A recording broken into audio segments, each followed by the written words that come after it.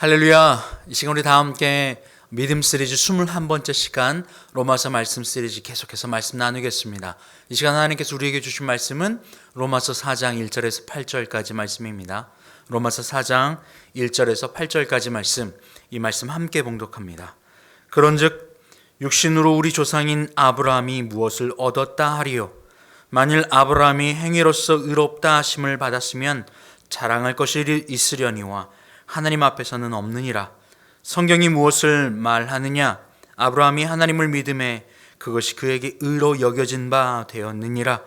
일하는 자에게는 그 싹이 은혜로 여겨지지 아니하고 보수로 여겨지거니와 일을 아니할지라도 경건하지 아니한 자를 의롭다 하시는 이를 믿는 자에게는 그의 믿음을 의로 여기시나니, 일한 것이 없이 하나님께 의로 여기심을 받는 사람의 복에 대하여 다윗이 말한 바, 불법이 사함을 받고 죄가 가려짐을 받는 사람은 복이 있고 주께서 그 죄를 인정하지 아니하실 사람은 복이 있도다 함과 같으니라. 아멘. 할렐루야. 보통 한국 사람들이 이 말씀을 읽을 때 쉽게 이해되지 않습니다. 믿음으로 의롭게 된다라고 하는 부분, 이 부분과 사실은 일과 매우 밀접하게 연결되어 있습니다. 일로 자랑할 것이 아니라 라고 하는 이 말씀에 대해서 강박을 가지고 있어요. 현대사회를 살아가는, 아니 이 땅을 밟고 살아가는 육신들에게는 세상의 방법이 상대와 비교하는 것이고, 바로 상대적 가치, 정해진 가치와 한정된 물량 안에서 누가 더 많은 것을 갖느냐가 더 높은 자리, 더 잘했다 칭찬받는 자리이기 때문에 그 가치관과 세상을 밟고 살아가는 이 육신을 입고 있는 인간이 바로 이 일과 자신의 일로 말미암아 나타난 그 싹, 바로 그 싹을 가지고 자랑하며 그것을 구원의 척도와 구원의 대상, 그리고 그것을 자랑의 대상으로 발견하고 자랑하기 때문에 이 자랑할 것이 아니다라고 하는 이 말씀을 이해하기까지 사실은 너무나도 쉽지 않은 바로 그러한 과정들을 필요합니다. 바로 이것이 믿음의 과정입니다. 믿음은 크게 세 가지로 나눌 수 있습니다. 바로 하나님의 절대 주권을 인정하는 것, 그리고 그분 앞에 절대 순종과 복종을 하는 것, 그리고 그분 앞에 절대적 믿음으로 나아가는 것입니다. 이 믿음은 그분이 절대적으로 모든 환경을 통치하고 계신다라고 하는 믿는 믿음, 그분의 절대적 통치를 받는다라고 하는 믿음, 그래서 그분께 어떤 것이든지 그분의 통치 아래 있으니까 감사하며 기뻐할 것, 내게 주시는 귀한 것, 복된 것, 좋은 것으로 여겨지는 이 절대 주권의 믿음, 그리고 절대 순종과 절대 복종으로 그분의 말씀 앞에 예스 하면서 나아가는 것, 바로 이것이 믿음입니다. 예수 그리스도가 그 믿음을 보여주신 최고의 가치였습니다. 절대 순종과 절대 복종으로 하나님과 동등됨을 취할 것으로 여기지 아니하시고, 절대적인 믿음으로 그분께 순종함으로 절대 복종으로 이 땅에 오셔서 자신의 목숨을 우리를 위하여 아버지 말씀에 순종함으로 주신 것, 바로 이것이 믿음입니다. 우리에게 오늘날 이 땅을 살아가는 우리들에게 이 절대적인 믿음을 요구합니다. 이 믿음이 의롭게 되고, 이 믿음으로 하나님을 기쁘시게 하고, 믿음으로 구원받으니 이 믿음 말고 그 어떤 것도 이야기할 수 없는 겁니다. 믿음은 예수 그리스도입니다. 그분께서 친히 그 믿음을 보여주셨기 때문입니다. 그래서 이 믿음을 이야기하고 복음을 이야기할 때 예수 그리스도를 반드시 이야기해야 하며, 그분의 십자가의 사랑, 순종, 복종, 이것을 이야기하지 않고는 그 누구도 이 믿음에 대한, 복음에 대한 이야기를 할 수가 없습니다. 그리고 이것만이 우리를 구원하는 것이기 때문에 반드시 우리는 예수 그리스도를 이야기해야만 합니다. 반복하고 또 반복해야 됩니다. 여러분, 큰 적이 있어요. 그때 그 큰 적에게 총을 쏘고 넘어뜨려야 될 때 어떻게 할 수 있을까요? 여러 군데 난사하는 것이 아니라 그 총을 타켓에 정확하게, 그 타켓을 향하여 여러 발의 총알을 날릴 때 그 적이 파괴되고 무너지는 것을 봅니다. 그 적을 파괴시키는 절대 타켓은 바로 복음이고 순종입니다. 절대적 순종, 절대적 주권을 인정하는, 그분의 절대적 통치권을 인정하는 것입니다. 이것이 믿음이거든요. 그래서 그것에서 벗어난 우리들의 행동 양식, 이 땅을 밟고 살아가는 육을 입고 있는 우리들에게 나타나는 기본적 행동 양식은 이 믿음의 방향과는 반대 방향으로 걸어갑니다. 그러니 이것을 자꾸만 돌려내는 절대 복음의 가치를 가지고 자꾸만 같은 타겟을 반복해서 맞춰내는 일들이 필요합니다. 이것이 믿음입니다. 그래서 오늘 로마서 말씀 21번째까지 오는 거예요. 그리고 계속해서 반복해서 그 믿음을 우리에게 이야기하고 있습니다. 절대적 믿음 말입니다. 절대적 통치를 인정하는 것, 절대 통치, 절대 순종, 절대 사랑, 그것이 절대 믿음으로 들어가는 길입니다. 그것을 이야기합니다. 자랑하지 않는 것 말이에요. 그럼에도 불구하고 많은 사람들이 그래도 일은 해야지, 그래도 일을 하면서 뭔가 나타내야 되지, 이것은 부수적인 것입니다. 따라오는 것이에요. 그것이 타겟이 되는 순간 세상의 가치에 붙잡혀 버립니다. 그래서 무엇이 돼요? 자랑할 것이 돼요. 오늘 말씀은 그렇지 않게 하기 위하여 하나님이 우리를 믿음으로 의롭다 하기 위해서 그 두 가지를 이야기를 하고 있습니다. 첫 번째는 아브라함의 이야기고 두 번째는 다윗이 했던 이야기입니다. 아브라함은 어땠나요? 아브라함을 예로 들고 있어요. 그들은 아브라함의 혈통이고 믿음의 자손이라 유대인이라 자부심을 가지고 있었습니다. 그럼에도 불구하고 그들은 그 아브라함이 아브라함 됐던 것이 그 아브라함의 훌륭한 일 때문이 아니고 그의 행위 때문이 아닌 온전한 그의 믿음 때문이었음을 압니다. 우리는 아브라함의 그 믿음을 살펴볼 필요가 있어요. 무엇이 믿음이 되었는지 말입니다. 오늘 말씀 4장 2절은 이렇게 이야기하죠. 만일 아브라함이 행위로서 의롭다 하심을 받았으면 자랑할 것이 있으려니와 하나님 앞에서는 없느니라. 아브라함의 행위로는 하나도 의롭다 하심을 받을 것이 없다는 거죠. 아브라함은 철저하게 믿음이 없는 사람이었어요. 정말 믿음 없는 사람이었습니다. 하나님이 아브라함을 부르실 때 아브라함은 믿음이 없었어요. 그냥 막연한 두려움과 막연한 복에 대한 생각과 그 걸음으로 걸어갔어요. 믿음 없는 사람이에요. 얼마나 믿음 없는지 우리가 잠깐 아브라함의 일생을 돌아볼 텐데요. 이 일생을 보면 정말 한심하다, 정말 그렇게 생각할 수밖에 없을 겁니다. 그런데 그랬던 아브라함이 100세가 될 때에 그의 마음 안에 믿음이 있음을 하나님이 인정해 주세요. 100세가 될 때 말이에요. 그 전에는 한 번도 아니었어요. 그때의 그의 믿음이 있음을, 그리고 믿음 없는 아브라함을 하나님은 버리거나 내치지 않으셨어요. 처음부터 아브라함이 믿음 없는 사람인 줄 알았습니다. 그런데요, 그 아브라함의 믿음 없음을 알고 계셨지만 아브라함을 데려다가 모든 순간 하나님이 디자인하신 그 걸음걸음대로 아브라함을 걷게 하시고 하나님이 예비 놓으신 환경이라고 하는 이 땅을 내딛고 눈앞에 보이는 환경이라고 하는 그것을 통하여서 그 환경 넘어 절대 주권 아버지 하나님께 있음을 알게 하는 그 과정들이 있는 겁니다. 가르치시고 포기하지 않으시고 또 가르치고 또 가르치셔서 그 믿음 없었던 아브라함이 결국 믿음의 조상이 되어지는 놀라운 은혜에 하나님의 그 열심, 하나님의 놀라운 사랑, 끊이지 않는 하나님의 붙잡으심이 있다는 것입니다. 여러분, 오늘날을 살고 있는 여러분과 우리도 마찬가지예요. 아브라함같이 믿음이 없어요. 비록 하나님이 불러주셨을지라도 어린아이와 같은 신앙이 있어요. 계속해서 눈에 보이는 것만 보고 살아가죠.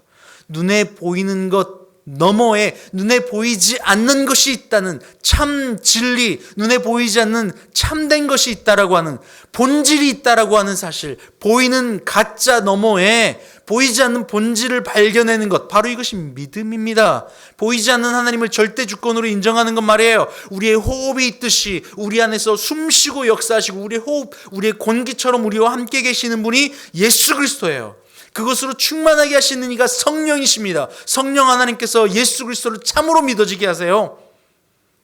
그분이 우리 안에 내주하셔서 우리의 호흡처럼 계세요. 이것을 고백하고 아는 겁니다. 우리가 눈에 보이지 않는 공기예요. 그러나 그 공기가 없으면 우리는 살 수 없습니다. 우리의 영이 그분 예수 그리스도로 채워지지 않으면 한순간도 살 수 없어요. 안의 것이 채워지지 않으니 자꾸만 밖에 있는 것으로 안을 채우려고 애를 씁니다. 눈에 보이는 것으로 가져다 애를 쓰죠. 이것이 고통의 시작입니다. 이 땅을 살아가는 인생의 고통의 시작, 철저하게 눈에 보이는 것에 붙잡힌 채 끌려다니는 인생을 살게 되는 거죠. 하나님은 그렇게 우리를 두기를 원치 않으셨습니다. 자, 아브라함을 한번 볼게요. 아브라함을 하나님이 창세기 12장에서 부르시죠. 그러면서 그를 향한 약속을 주세요. 내가 너를 복의 근원, 믿음의 조상이 되게 할 것이다 라고 말이죠. 그런데 아브라함은 그때 믿음이 없었어요. 아브라함이 약속할 땅, 하나님이 그에게 명령할 땅인 하란에서 결국 가나안 땅으로 들어가게 됩니다. 가나안에 도착하죠. 그 가나안 땅에 도착한 아브라함, 그 아브라함은 기근이 들어요. 기근이 든다는 말은 먹을 것이 없어졌단 말이죠. 환경에 고통이 찾아옵니다. 그때 아브라함은 그 지시할 땅, 하나님이 역사하실 땅에 있지 않고 그의 육신에 보기에 좋은 곳, 바로 애굽, 이집트로 거주지를 옮깁니다. 그런데 그때 무슨 일이 일어나죠? 창세기 12장 10절에 보면 그때의 내용을 이렇게 설명합니다. 창세기 12장 10절에 그 땅에 기근이 들었으므로 아브라함이 애굽에 거류하려고 그리로 내려갔으니 이는 그 땅이 심히 기근이 심하였습니다. 아니, 하나님이 가나안 땅에 머무르라고 이야기를 했어요. 그 땅이 내가 너에게 약속한 땅이라고 이야기하셨어요. 그런데 그때에 하나님이 약속한 그 땅에서도 불구하고 그는 눈에 보이는 기근 때문에 그의 거주할 곳을 옮겨버려요, 애굽으로. 바로 이것이 창세기 12장에서 일어난 일이에요. 바로 하나님이 약속할 땅에 도착한 아브라함이 선택한 일입니다. 잠깐의 눈앞에 보이는 기근, 그것에 절대 그 기근은 너머에 계시는 하나님을 볼 수 있는 눈이 없는 거죠. 절대 주권을 인정하지 않은 겁니다. 내 눈에 보기에 좋은 것을 쫓아가는, 철저하게 믿음 없는 세상을 쫓아가는 눈이죠. 내 판단을 쫓아가는 눈입니다. 그분을 의지하는 눈이 아닙니다. 믿음 없음이지요. 그 결과 어떻게 될까요? 아브라함이 애굽 땅으로 가는데 애굽으로 내려갈 때 아브라함이 걱정거리가 하나 있었어요. 바로 그의 아내 사레였습니다. 아브라함이에요. 아직까지 아브라함이라고 부르지 않았어요. 아브라함이 그의 아내 사레가 너무나도 이쁜데 애굽 땅에 갔을 때 만약에 애굽의 왕이 그를 달라고 하는데 그게 내 아내입니다라고 하면 남편을 죽이고 데려갈까 봐 걱정이 든 거예요. 그래서 사레에게 이렇게 그가 이야기합니다. 12절에요. 애굽 사람이 그대를 볼 때에 이르기를 이는 그의 아내라 하여 나는 죽이고 그대는 살리리니 원하건대 그대는 나의 누이라 하라. 그러면 내가 그대로 말미암아 안전하고 내 목숨이 그대로 말미암아 보존되리라 하니라. 이게 아브라함의 모습이었어요. 아내마저도 내 누이라고 해. 그 말은 뭐예요? 달라고 하면 나는 목숨을 부지하고 아내를 주겠다는 이야기죠. 철저하게 계산된 대로 행동합니다. 내 목숨 내가 부지해야지. 그러니 이 기근 앞에 그것을 해결할 해결책도 누구에게 있어요? 내게 있어요. 내 머리를 굴리기 시작하고 내 힘을 쓰고 내 애를 쓰기 시작하죠. 아니나 다를까. 갔더니 애굽의 왕이 사레를 보고 너무 아름다운 거예요. 그리고 아브람은 그대로 아내를 왕에게 줘버립니다. 그리고 목숨을 부지하게 되죠. 근데 그날 밤에 하나님께서 애굽의 왕 바로에게 나타나서 건들지 말라고 그래요. 그는 아브라함의 아내다라고 말이죠. 하나님이 그 위기를 넘게 하시는 거예요. 강제로. 정말 믿음 없고 부끄러운 모습이죠. 그때 아브라함이 깨달았을 거예요. 이 애굽 땅도 통치하시니까 하나님이시구나. 그러면 이 한 번의 사건을 통해서 믿음을 회복하면 좋을만. 아브라함은 이 믿음이 쉽게 자라나지 않았던 것 같아요. 만약에 여러분이라고 생각해 보세요. 그런 우리가 원하는 뭔가 간절히 기도해서 뭔가가 일어나, 그리고 뭔가 놀라운 일들이 일어나죠. 간증거리가 나타난던가, 죽었던 사람이 살아나던가, 아니면 뭔가 극적인 하나님의 극적인 나타나심으로 말미암아 체험을 하여, 그러면 그 순간 믿음이 너무 좋아가지고 마치 내 목숨도 주님 앞에 다 드릴 것처럼 하죠. 그런데 아브라함이나 우리나 정말 독인객인입니다. 거기서 거기에요. 똑같아요. 잠시 잠깐 하나님이 계신 것 같이 여겨졌지만 그의 믿음은 다시 사라져버립니다. 아무리 큰 은혜를 받고 아무리 큰 이적을 경험해도 우리의 믿음이 자라나지 않아요. 아브라함의 믿음이 그랬어요. 여기서만 끝나면 좋으련만 아브라함은 똑같은 실수를 2번이나 합니다. 창세기 20장에 똑같은 실수를 2번이나 해요. 그랄 왕 창세기 20장 2절에 그의 아내 사라를 자기 누이라 하였으므로 그랄 왕 아비멜렉이 사람을 보내 사라를 데려갔더니 그 밤에 하나님이 아비멜렉에게 현몽하시고 그에게 이르되 네가 데려간 이 여인으로 말미암아 네가 죽으리니 그는 남편이 있는 여자임이라. 똑같은 일을 2번이나 하세요. 정말 우리 하나님은 참고 인내하심으로 우리가 돌아와 믿음 얻기를 원하시며 정말 인내가 많으신 분 같아요. 기다리시고 통치하시고 디자인하시고 가르치시고 또 가르치시고 넘어지면 다시 일으켜 세우시고 또 가르치고 넘어지면 또 일으키시고 다시 가르치고 다시 안아주시고 이것을 자꾸만 반복하죠. 아브라함이 자랑할 것이 있나요? 아브라함이 100세가 될 때까지 하나님이 자꾸 약속만 주시지 도대체 주시지 않는 거예요. 그래서 아브라함은 100세 직전에 이삭을 낳기 직전에 또 실수를 하죠. 사라하고 아브라함이 이렇게 짝짝꿍을 해요. 그래서 사라가 야, 내 태가 다 끊겼어. 그러니 자신의 몸종인 하갈에게 야, 너가 우리 남편하고 좀 이렇게 동침을 해가지고 자식을 대신 낳아줄.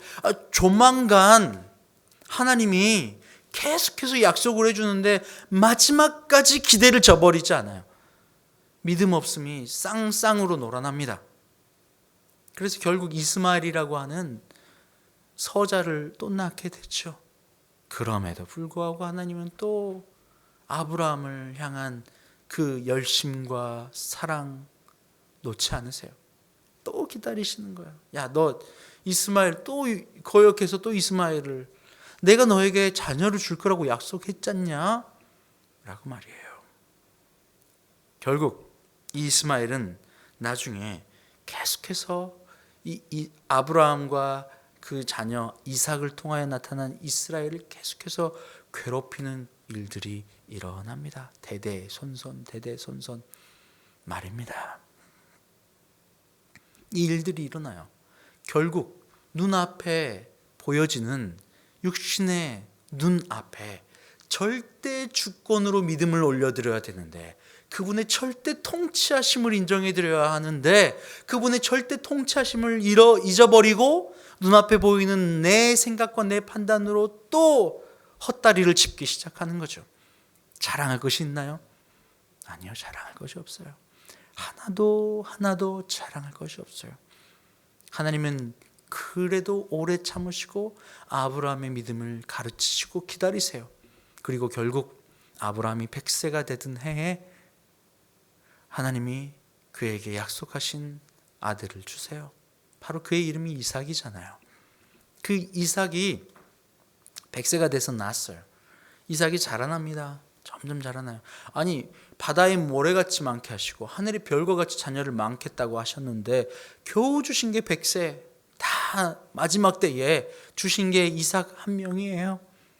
정말 그 이삭이 얼마나 기쁘겠어요. 유일한 독생자니 말이에요. 그 독자를 하나님께서 바치라고 합니다. 모리아산으로 데려가서 번제를 드리라는 거예요. 죽여서 내게 제물로 바치라는 거예요. 아브라함이 그것을 이야기하십니다. 창세기 22장에. 그 일 후에 하나님이 아브라함을 시험하시려고 하나님이 아브라함을 시험하세요.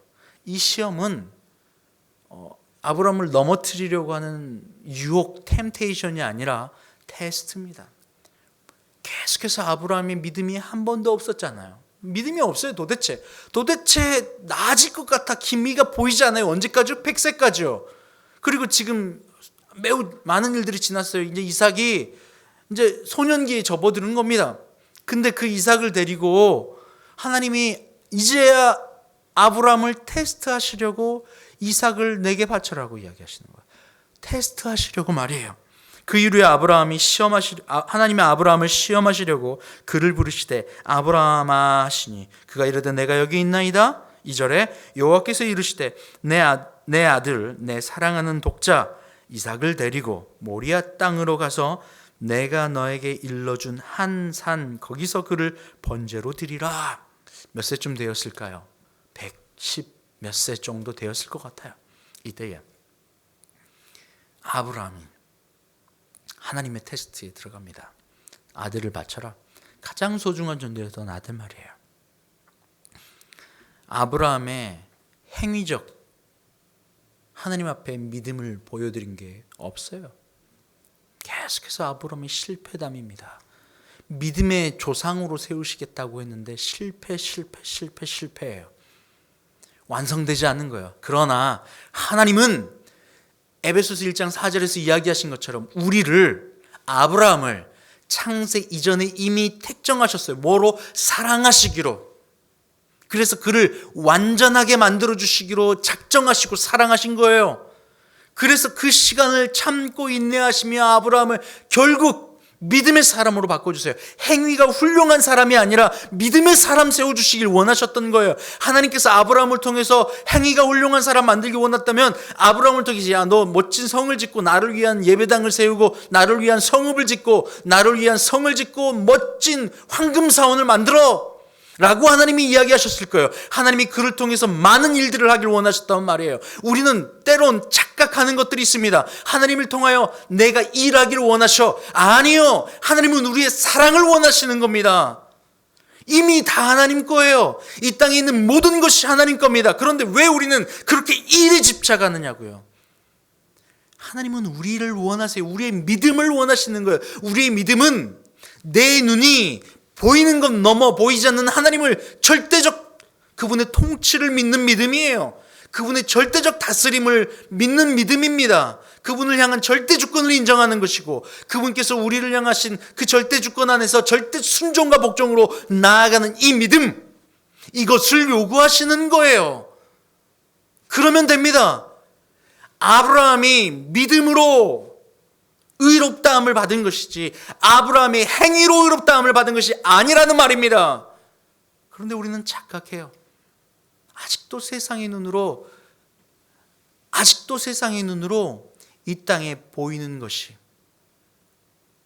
마치 그것이 복인 양 착각하기 때문에 더 많은 것을 달라고, 더 많은 것을 했다고 내 의를 자랑하기 바쁩니다. 그런데 하나님은 그것을 의로 여기지 않으신다고 말입니다.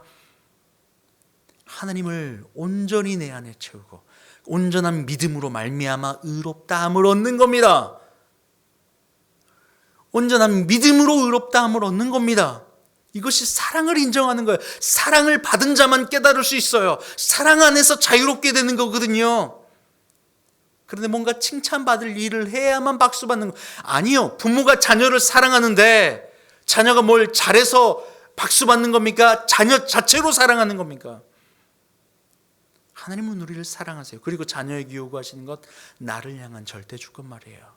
여러분이 뭔가 먹고 싶을 때, 갖고 싶을 때, 가고 싶을 때 부모님께 이야기하지. 어머니 나 옷 필요해요. 어머니 나 이거 먹고 싶어요 라고 하지. 그렇지 않아요? 바로 이것이 부모, 자녀의 사랑입니다. 아버지 하나님이 자녀된 우리를 사랑하는 방법입니다. 아버지만 사랑하면 돼요. 그분을 절대 주권으로 인정하는 겁니다. 이것이 믿음이에요. 그분 앞에 절대 순종하는 겁니다. 이것이 믿음이에요. 이것이 예수 그리스도의 마음이고 예수 그리스도의 모습입니다. 절대 순종, 절대 복종, 절대 믿음. 그분의 통치 안에 거하는 것. 친히 말이에요. 그분이 예수님 하나님이심에도 불구하고 이 땅에 오셔서 보여주신 것이 뭐예요? 하나님을 향한 믿음입니다. 우리를 향한 사랑입니다. 오늘날도 마찬가지입니다. 우리에게 이것을 요구하시는 겁니다. 아브라함을 봐. 아브라함의 행위로 자랑할 것이 있더냐? 아니, 아브라함의 믿음이야. 그것 때문에 의롭다함을 얻는 거야 라고 말이에요. 여러분이 어떤 존재인지 무엇으로 증명해내시겠어요? 바울은 내 행위도 아니다고 이야기해요. 예수 그리스도만을 자랑하겠다 이야기합니다. 바로 이것이면 됩니다. 그런데 다른 것을 자랑하기 시작할 때 무엇이 드러납니까? 내가 높아지는 거죠. 내가 교만해지는 거예요. 하나님께 돌아가야 될 영광을 가로채는 겁니다. 아니요. 우리는 낮아져서, 매일 낮아져서 그분이 드러나는 겁니다. 그때의 그분을 향한 믿음이 들어가는 것이고, 그때의 그리스도만이 드러나는 거예요. 그리스도 예수 때문에 너희가 의롭다함을 받는 겁니다. 오늘 말씀으로 다시 돌아와 볼게요. 오늘 말씀 6절 이하 말씀은 이렇게 이야기하죠. 일한 것이 없이 하나님께 의로 여기심을 받는 사람의 복에 대하여 다윗이 말한 바, 불법이 사함을 받고 죄가 가려짐을 받는 사람은 복이 있고 주께서 그 죄를 인정하니 아니하실 사람은 복이 있도다 함과 같으니라. 그의 행위가 아닙니다. 불법을 행했음에도 불구하고 그분을 참으로 믿음으로 말미암아, 그분의 행위가 아니라, 자신의 행위가 아니라 우리의 일이 아니라는 겁니다. 아브라함의 말로 다시 돌아가 볼게요. 만일 아브라함이 행위로 의롭다 하심을 받았으면 자랑할 것이 있으려니와 하나님 앞에서는 없느니라.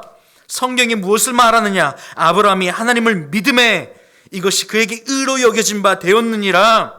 할렐루야, 할렐루야. 믿음입니다. 절대 주권을 인정하는 것, 절대 부르심에 순종하는 것, 절대 통치를 믿는 것, 절대 그분 앞에 순종과 복종을 드리는 것, 이것이 믿음입니다. 할렐루야. 여러분에게 믿음의 대상, 믿음을 주기 위해서 여러분의 환경을 주신 겁니다. 스승을, 학생들은 선생님을, 스승을, 또 일하시는 분들은 직장 상사를, 또 교회에서는요, 목사님을, 말씀을 전하는 자를, 하나님의 말씀만이 흘러가게, 하나님이 내게 통로가 되게, 예수 그리스도 자신을 완전히 낮추심으로 아버지 하나님의 말씀이 예수 그리스도를 통하여 전해졌습니다. 내 말을 들은 자는 아버지를 본 자고 아버지의 말씀을 전한다고 예수님도 이야기하셨거든요. 우리가 그렇게 되는 겁니다. 이것이 믿음입니다. 우리의 행위가 아닙니다. 행위가 아니에요. 행위면 자랑할 것이 있으려니와. 아브라함은 없대요. 믿음밖에 없대요. 여러분, 우리에게 무엇을 요구하십니까? 여러분, 혹시 행위로 뭔가를 내가 해야겠다라고 여겨지신다면 그것은 우리의 교만입니다. 하나님은 이미 다 받으셨어요. 이미 아버지 거세요. 그럼 우리에게 무엇을 요구하세요? 아버지 하나님을 사랑하는 믿음을 요구하시는 겁니다. 이 믿음 안에 여러분이 온전히 들어가길 바라요. 그래서 그 믿음으로 말미암아 의롭다함을 여겨주시기를 바랍니다. 다른 것 아니에요. 만약에 다른 것을 어떻게 조금이라도 잡으려고 하셨다면 철저하게 내려놓으시고 예수 그리스도를 향한, 아버지 하나님을 향한 절대 주권의 믿음, 절대 순종과 복종에 대한 믿음, 절대 충만 사랑에 대한 믿음, 이것만을 가지고 나아가시길 바라요. 함께 기도할게요. 하나님 감사합니다. 우리를 향한 사랑이 창세 이전에 이미 계획되었으며 우리를 온전케 하려고 하는 하나님의 절대적 통치가 지금 이 순간에도 이루어지고 있음을 감사합니다. 이 계획은 태초 이전에 이미 시작되었고 우리를 향한 사랑이 끊임없음을 고백합니다. 아브라함이 믿음 없는 자였지만 하나님이 아브라함을 향한 그 절대적 사랑의 표현과 인도하심을 포기하지 않으시고 완전한 자 만들어주셨던 것처럼 오늘 이 땅을 살아가는 우리들도 이 환경을 통하여 우리를 완전한 자 만들어주시려고 통치하고 계시는 순간임을 고백합니다. 절대 주권으로, 절대 통치를 인정하는 믿음으로 나아갑니다. 그러니 감사로, 순종으로 주님 앞에 나아갑니다. 이 믿음을 우리에게 주셔서 그 믿음으로 말미암아 의롭다함을 여겨지는 저희가 되게 하여 주시옵소서. 그 믿음의 고백으로 주님 앞에 예물 올려드립니다. 예물 받으시고 감사 11조 주정예물 드릴 때에 주님 기뻐 받으시고 그 믿음의 고백 위에 사랑의 축복의 통치를 더하여 주시옵소서. 감사하며 예수님의 이름으로 기도합니다. 아멘. 이제는 우리 주님 예수 그리스도의 은혜와 아버지 하나님의 그 크신 사랑하심과 성령의 교통감동과 아마 충만케 하시는 역사가 이 시간 아브라함을 끝까지 포기하지 않으시는 아버지 하나님의 그 절대적인 사랑이 내게도 있음을 고백함으로 그리스도 예수를 향한 절대 순종, 절대 복종, 절대 믿음, 절대 통치를 믿음으로 나아가는 주님의 모든 자녀들 위해 이제부터 영원토록 함께 없시기를 간절히 축원하옵나이다. 아멘.